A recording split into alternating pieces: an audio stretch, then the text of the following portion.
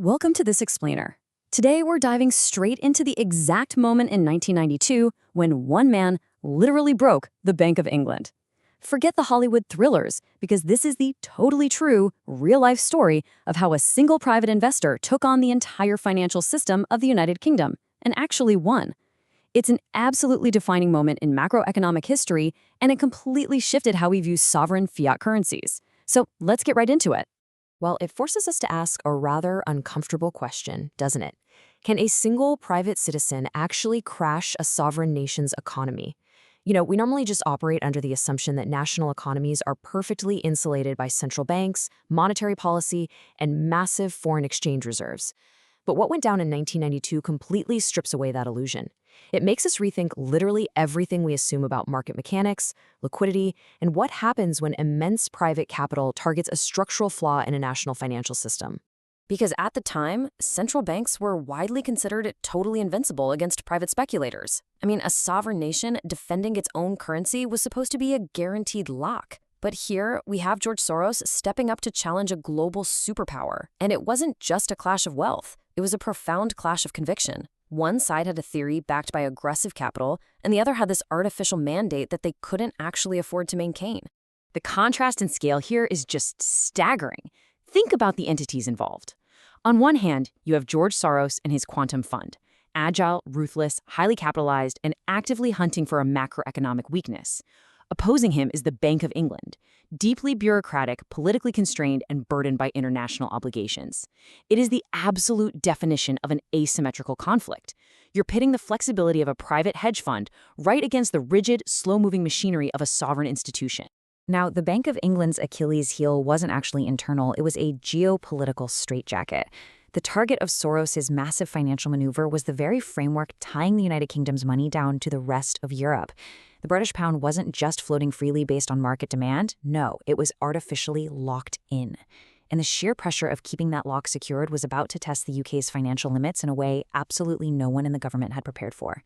To really understand the vulnerability here, we have to talk about the European Exchange Rate Mechanism, or the ERM for short.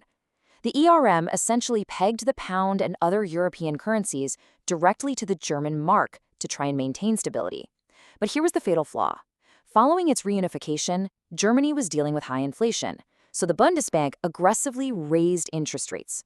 Because the UK was tied to the mark, the British government was basically forced to maintain artificially high interest rates right in the middle of a domestic recession.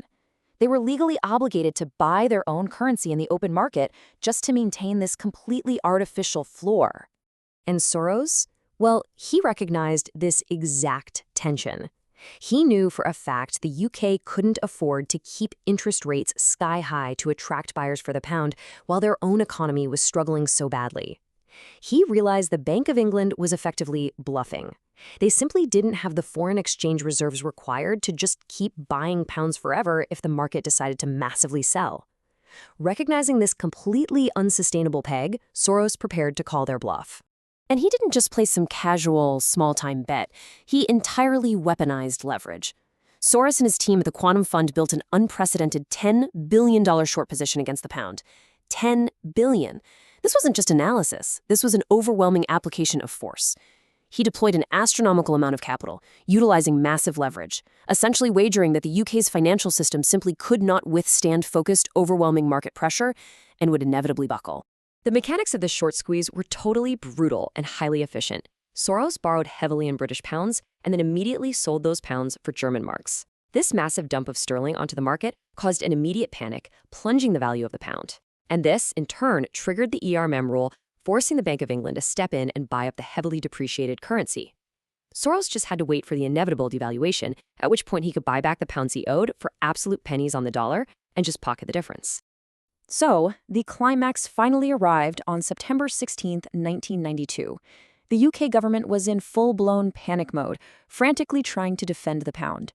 In a move of sheer desperation, the Bank of England hiked interest rates from 10% to 12% and then, incredibly, to 15% in a single day. They were desperately hoping to entice investors back to the pound. But the market, entirely led by the relentless selling from Soros' fund, completely ignored the rate hikes. The avalanche had already started, and there was no stopping it. In just a matter of hours, a system built over years completely unraveled. The Bank of England bled billions in foreign reserves trying to hold the line, buying up pounds that Soros and other speculators were rapidly dumping. It became mathematically impossible to maintain the peg. By that evening, the British government was forced to concede defeat. They completely capitulated, formally withdrawing the United Kingdom from the ERM. The artificial floor vanished and the pound plummeted. The fallout was absolutely incredible. The trade literally forced the UK out of the European exchange rate mechanism, completely upending the nation's macroeconomic strategy. To put it into perspective, the cost to the British taxpayer to defend the currency in vain was estimated at over £3 billion, and the profit for George Soros on that single trade, a cool $1 billion. A lone investor had somehow outmaneuvered and overpowered a major global economy.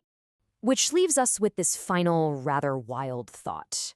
If a single hedge fund could break the Bank of England back in 1992, what happens when today's hyper-leveraged private institutions decide to test a sovereign currency?